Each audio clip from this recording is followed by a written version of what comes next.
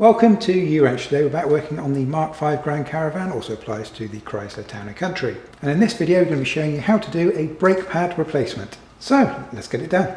Now, a quick thing to note when it comes to the Mark V Grand Caravan and the Chrysler Town & Country is they come with two different brake options. You have standard brakes or heavy duty brakes. And on this particular vehicle we do have the heavy duty version. But we have also filmed a version of this video showing the exact same procedure on the standard brakes as well as a video that shows you how to determine whether you've got heavy duty or standard if you're not sure which you have on your car. And we'll add links for both of those videos into the video description below in case you need them. But here on the rear of the car, the job is virtually identical regardless of which version you've got. So let's crack on. So just a quick overview of some of the main components here, just in case you're new to working on brakes. So what we have here is a two-part caliper that consists of the main caliper here, which is this central section right here, and then around the outside of that we have the caliper bracket. And the caliper bracket is actually bolted onto the hub of the car with their two bolts on the rear.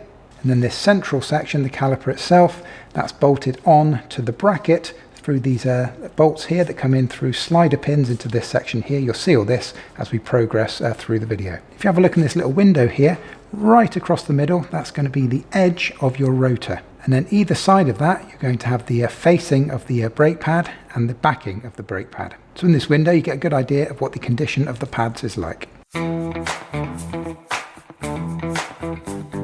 So what we want to do next is actually want to detach our caliper away from our caliper bracket. And to do that, we need to get these two bolts on the top and bottom just here. And the eagle-eyed amongst you may notice that we've got our spring removed here. This is because we're actually going to be doing the full caliper replacement. We've got a bigger job to do. However, if you are replacing just your pads or your rotors and pads, you do not need to disconnect your spring or your handbrake cable. That stays on as normal. As you can see, our calipers are pretty rusty. So I've got some penetration fluid here. This is plus gas. But you can use liquid wrench, even WD-40, they do a good penetration spray which can be picked up on Amazon pretty cheaply as well. Always a good idea to use these penetration sprays, especially if you have got some corrosion like we have. So I'm just going to put a little bit here on the bolts, and I'll do the same on the bolts on the back here, because it does take a few minutes for this stuff to soak in.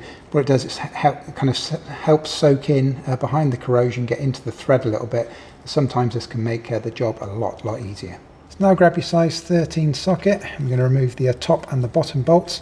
These are the bolts that are holding the caliper onto our caliper bracket.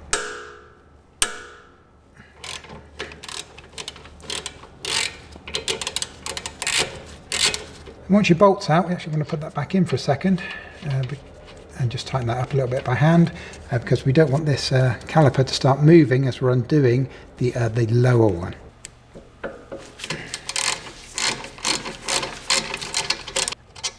And so now we've got our bottom one removed, we can go ahead and remove the top one again. So now both removed. So now we want to slide the caliper off over the top of our brake pads. To enable us to do this, your parking brake must be disengaged, it must be off. Grab yourself a flathead screwdriver or a pry bar. A good place to get in behind the caliper is just here, in this little gap here. And you're going to work that there and just try and get things starting to move. Ours are pretty rusty and grotty here, but it's just starting to get a little bit of movement. There it comes. And we can do the same here at the bottom. There we go. This isn't the happiest caliper in the world, but he's slowly coming. So if you alternate between the top and the bottom, it should be 5 times easier to get yours off than what you're seeing here. This is kind of worst case scenario. Everything's all rusted and corroded up. Keep alternating between top and bottom, it will come. And the problem that we've got on this particular caliper is there's been a problem with the parking brake on this one, and so I know that these are slightly compressed. Normally this should just slide straight off nice and easily. We're having to fight it a little bit here, and you shouldn't have to. There it comes. Now it's important that we protect this flexible brake line that we've got here, so you don't want to leave this just kind of hanging off the car. You don't want to be putting weight onto that flexi hose. I've got a cable tie here. You just need to find somewhere suitable to tie it up. So I think I'm going to put it right here.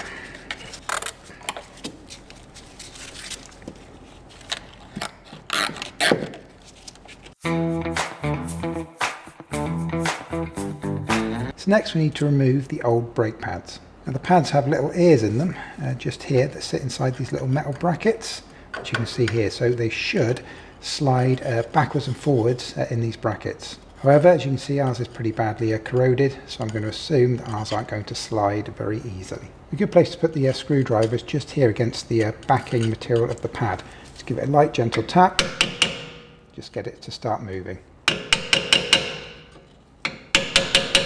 And then once you've got a gap in there, you can put your flathead screwdriver in and start to lever it. Because what we've done is we've basically pushed that pad forward, so that pad's basically now it kind of forward at an angle like this, so we need to push the bottom of it back flat. So we're putting that in, giving that a pull, it should allow us to start leveling things up.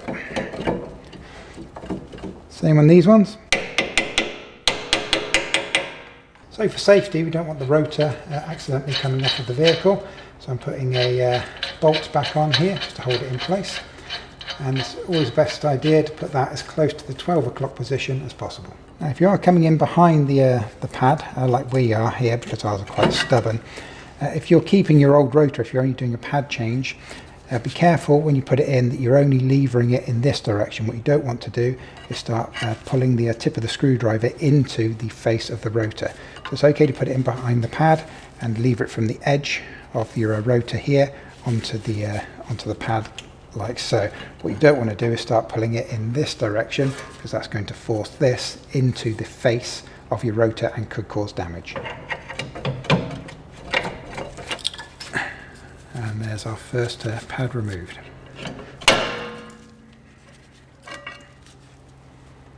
So next we've got these little metal shims that sit inside our caliper bracket.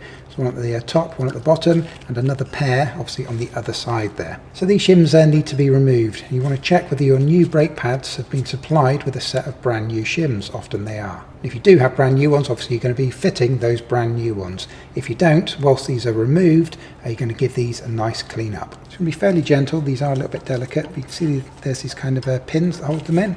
These little clips around the outside. So if you give it a wiggle, you can kind of see what's holding it in.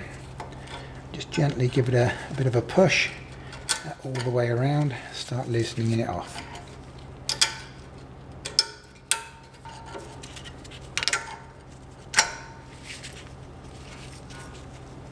That's a good idea whilst these shims are out, just to grab your little copper brush and try and give it a bit of a clean up in there, just to get rid of any dirt and grime that might be on the inside there. As you can see on our particular vehicle, our brakes are pretty badly rusted, so we are going to be changing the rotor. We're also going to be changing the caliper. This caliper was actually seized. We've got a brand new caliper to go on here. So when you see the next stage in just a second on this video, everything will be brand new and shiny, but of course the process will remain identical. So next, it's always a good idea to remove and have a look at the condition of your slider pins, and also lubricate them whilst they're out as well. So we'll take a quick look at the basics of it. What you have is a metal pin, as you'll see in a second when we pull it out, and below that you can see we've got this rubber boot, and this rubber boot goes all the way down. As you see, I turn that's the bottom of the rubber boot there. So to release this, all you do is just literally pull it out and it will pop off like so. And then likewise, to remove the boot, just give it a bit of a twist and try and remember which end went on which end. So what I'm going to do is I'm going to place that down in that direction, so I know that it went through in that direction. So now we'll inspect the condition of the pin and the fixings, and then we'll lubricate it and get it back together. Now let's start by getting rid of some of this old grease. This is actually a very nice looking pin. It's nice and shiny and new. Either this caliper's been replaced in the not too distant past, or they've fitted new slider pins. These are in really, really good condition. Now, the basis of what we have here on the slider pin, that rubber boot, the lip of it sits in this little groove just under the head here. So when you pop this off, you want to make sure that there's no kind of corrosion or gunk or anything that's built up in there. If there is, you can get a flathead screwdriver and just start to get as much of that stuff out as you can. And then once you're happy with it, that it's looking good, give the whole thing a quick blast with the brake cleaner, and so it's nice and clean and ready to refit, and then we'll look at the other elements.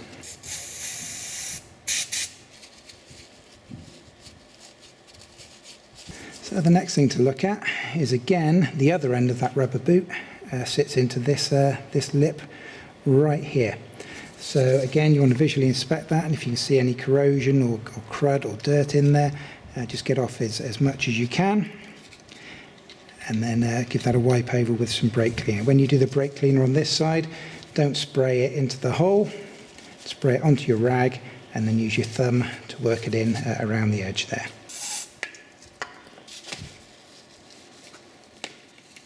And next, grab your torch, shine it in, and kind of look down it and visually inspect it. This one looks like it had a good seal on it, so I'm not expecting to see any contaminants in there. If you can see anything that looks unusual, any particles, any bits of rust, anything at all, that needs to be cleaned out. This one's not. This one's actually looking pretty good, again, because it had a nice seal to begin with. If you do want to give it a clean,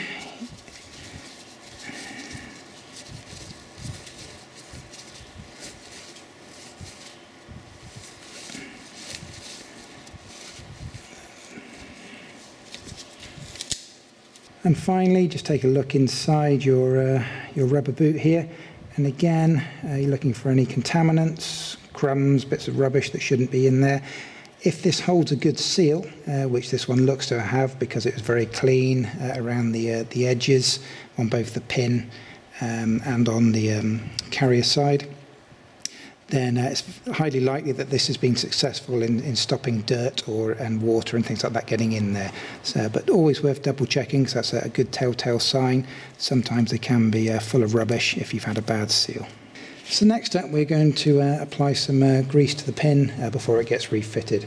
Now, the grease that you can either use your kind of dedicated brake grease product, as I'll be using in just a minute, but I actually prefer, and again, this is just personal choice, moly grease, which is a lithium-based grease, and this is designed for things such as this, and for things like CV joints, where you've got kind of a metal on metal, and also rubber boots and things of that nature. It doesn't degrade the rubber, so this is a really good grease to use. But you know, if you haven't got 2 or 3 greases to hand, as we've been using in this video, you know, you can go ahead and just use your standard dedicated brake grease. So just apply a little bit in towards the end. Just want to get a nice seal as this comes up. Give that a bit of a twist. There. Squeeze out the excess. That should give us a nice seal there. Then you want to pull this back as far as you can. Get it in behind the rubber boot if you can.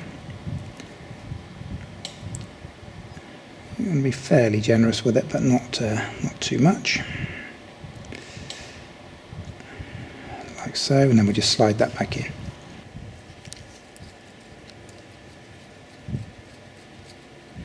And what you'll find is you have the grease, the excess kind of grease will spill out. That's absolutely fine. We'll wipe that off in just a second. So what we're going to do is just give it a bit of a push and a twist, and see that's popped back on. So I'm just going to wipe away the excess. If you give that a bit of a twist, that will allow you to wipe the excess off, but also ensure that you get a good seal. So that's kind of the key to the slider pins, really, is making sure that you get a good seal on both of the ends there. So of course, what you want to do is repeat exactly the same process on your other pin. So a quick look at the brake pads. When you're buying your brake pads, again, these aren't very expensive. Pads such as these on Amazon, you're looking at about $25 for a rear set. It's always worth making sure that the set that you get come with the replacement shims. So these are the metal shims that fit inside the caliper bracket, and the pads actually slide backwards and forwards in these. Always much better to get new ones whenever you can. And again, just to make things super easy for you, the Amazon links that we'll be adding into the video description for you will be sets that definitely include the shims. So what we want to do next is fit our new metal shims into our caliper bracket. Of course, if you don't have brand new ones, you can always clean up your old ones. Give them a good wipe over with a copper brush and get some brake cleaner on them. You can normally get them coming up pretty clean. Now if we look at our new shims, we've got 4 shims, but they're not all the same. If you lay them out like this, you can see we've got 2 pairs. Look at this little spring, it's on this side, but on these 2, the spring is on the opposite side. And the way that these fit in, they fit into these little slots here. And the spring here, this curved bit, needs to be on the outside. Obviously it can't be on the inside because the rotor sits on the inside. It needs to go on the outside. So that will be the correct position there for that shim. Also, you might be wondering what this little arm is actually for. If you've not seen this before, it might confuse you as to where the little tab on the pad actually sits in relation to this metal arm. This is actually a spring that's designed to help pull back the pad when you take your foot off the brake pedal. And the way that this goes on is you should have that little end of that tab. Hopefully you can see that alright. Just in that bottom corner there is on the front face of the pad there. So what happens is when you squeeze the brake pedal, the piston pushes the pads in this direction, and then you can see when you release, the spring wants to pull that pad back out. So it's just a kind of an added way of helping release the pressure when you take your foot off of the brake pedal. So always that little tab there, just in there, needs to be on the front side, just in there. If you look on the shims, you've got these little metal arms, 3 of them, and they just literally clip into place. So what we want to do is line this up. Be careful with the little arm that's in the middle.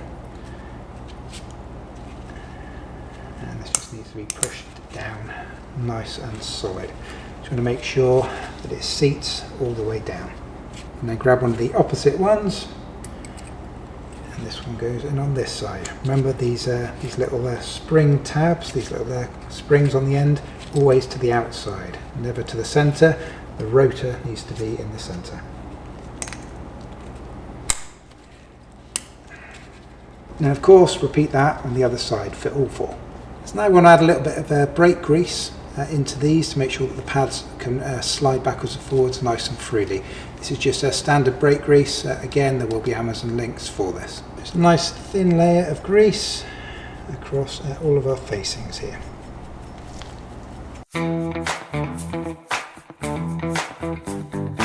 Okay, now on your new pads, always a good idea to put a little bit of grease just on these ends, just here. This is the part that slides in and out of our little metal shims here, just giving them a little bit of extra lubrication. Now with regards to the squeal arm, that's this little metal arm that we have here, and basically what that does, as when your brake pad wears down, it will start to touch the bottom of this metal directly onto the rotor, and that will start making a squeaking sound, so you know that it's time to replace them. As a general rule of thumb, these should always be placed on the leading edge. So if you imagine that the car's moving forward, this wheel would be moving in this direction, and so this would be the leading edge, which is actually the bottom. And remember, we do have these little funny spring clips that we were talking about earlier. We want to make sure we end up on the correct side of those. So I'm going to angle these slightly inwards, just past those spring clips.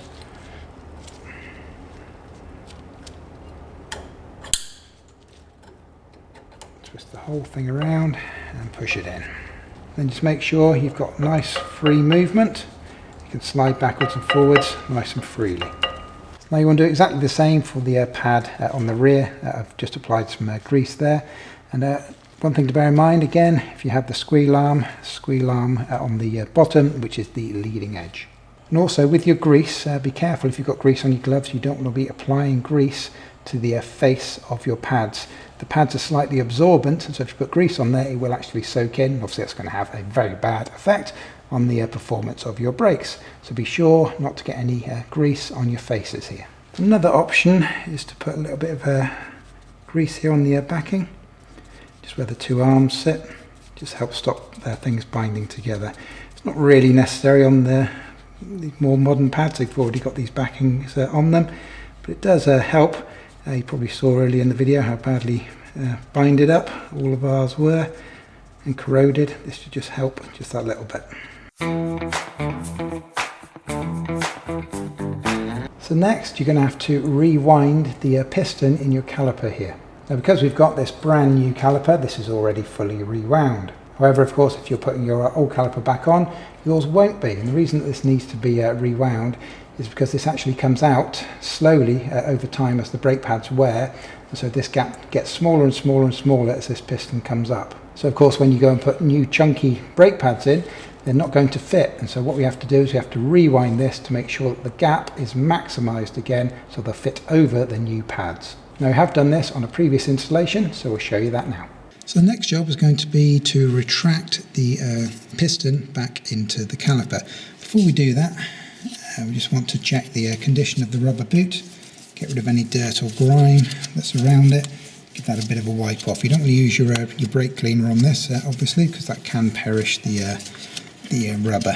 But I'm just going to give it a bit of a brush down, make sure that there's no splits or tears and it all looks to be in good order.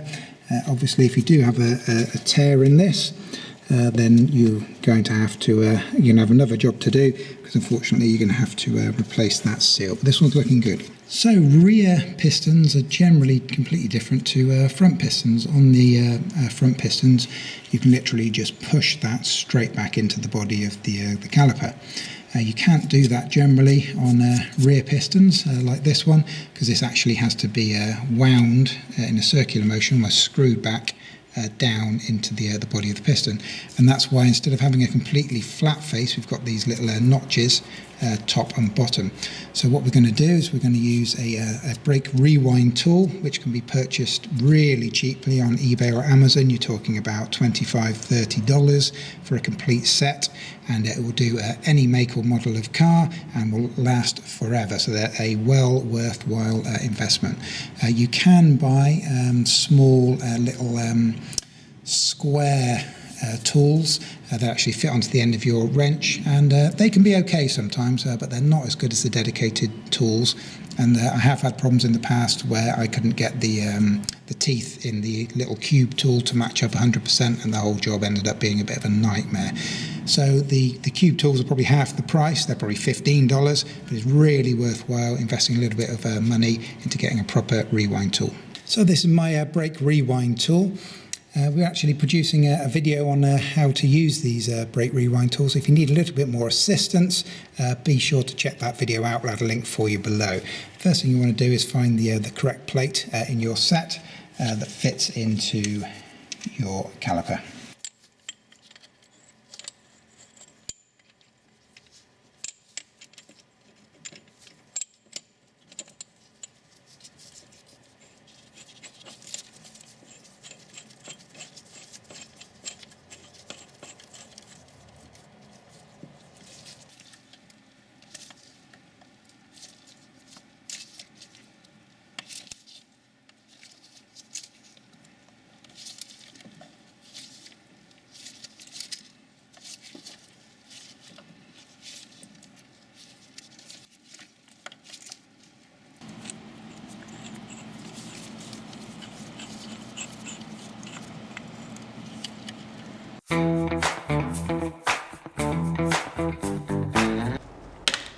So now just offer the whole thing up and it should slide in over the top. Push your these slide bolts, slide pins, just push them back if they're in the way.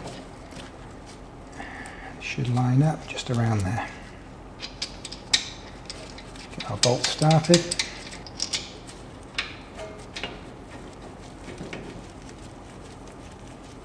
When you come to tighten these bolts up, you'll find that the slider pin will want to spin around. But you can see it's got a little flat edge on the underside of it. It's a size 19 on this particular one. So what I can do is I can put that on there, and that allows me to counter hold it to stop this turning when I do the bolt on the rear. And grab your torque wrench, and we're going to torque this up to 35 Newton meters, which is 26 foot-pounds. Remember to counter hold. And then do exactly the same on the bottom.